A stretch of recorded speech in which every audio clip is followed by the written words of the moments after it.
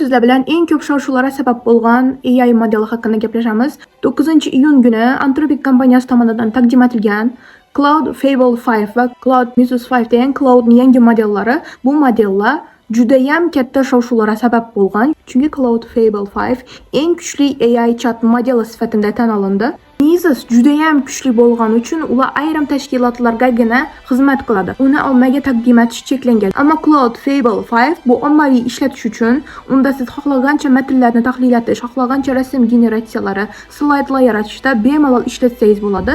Hozirda Claude Fable 5 eng kuchli, eng xavfsiz AI model sifatida tan olindi. Anthropic kompaniyasi 9-iyun kuni ofitsial ravishda o'zining yangi chat modellarini o'zining YouTube kanalida e'lon etdi. Biz hozir shu videoni ko'rib tushunib olamiz bu nechik model ekanligi haqida. Bugun biz ommaga taqdim etilgan eng kuchli modelimiz Claude Fable 5 ni ishga tushirmoqdamiz.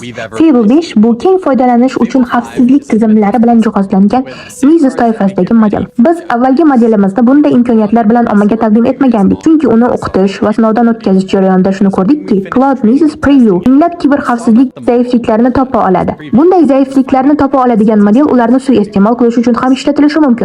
Shuning uchun uni ommaga chiqarish o'rniga biz uni dunyoning muhim dasturiy ta'minotlarini himoya qiluvchi mutaxassislarga berdik. Ular model yordamida xavfsizlikdagi teshiklarni tuzatishdi va yomon niyatli odamlar ulardan foydalanishini oldini olishdi.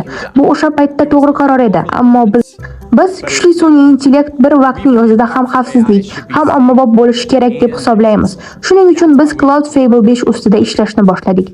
Har bir Claude modelida zarar yetkazilishining oldini oluvchi himoya mexanizmlari mavjud. Fable uchun esa bundan ham ehtiyotkorroq himoya tizimi kerak edi. Fable 5 ning xavfsizlik tizimlari kiber xavfsizlik yoki biologiya kabi yuqori xavfli mavzulardagi so'rovlarni avtomatik ravishda tekshiradi. Bunday so'rovlar esa boshqa model Opus 408 ga yo'naltiriladi.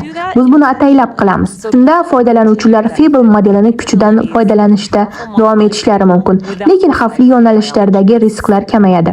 Hozirgi himoya tizimimiz keng qamrovli, ammo biz ularni yanada takomillashtirishda davom etamiz.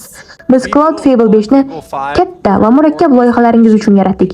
Ular har qanday oldingi modelga qaraganda muammosida ancha ishlay oladi. U juda mustaqil ishlaydi va bir necha kun davomida inson aralashuvisiz faoliyat yurita oladi. Bu faqat dasturlash uchun emas, u moliya, ilmiy tadqiqotlar, iqtisodiyot, huquq va boshqa murakkab sohalardagi vazifalarni ham bajara oladi. Oldin doimiy nazorat talab qiladigan murakkab ishlarni endi mustaqil ravishda amalga oshirishi mumkin. Siz uchun muhim bo'lgan muammolarga yo'naltiring.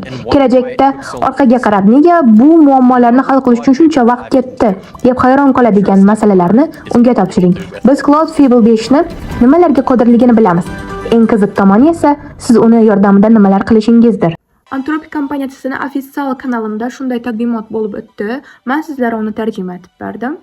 Agar videom yoqqan bo'lsa, menga podpisatsiya bo'ling va yanada qiziqarli videolarni mendan kutib qoling.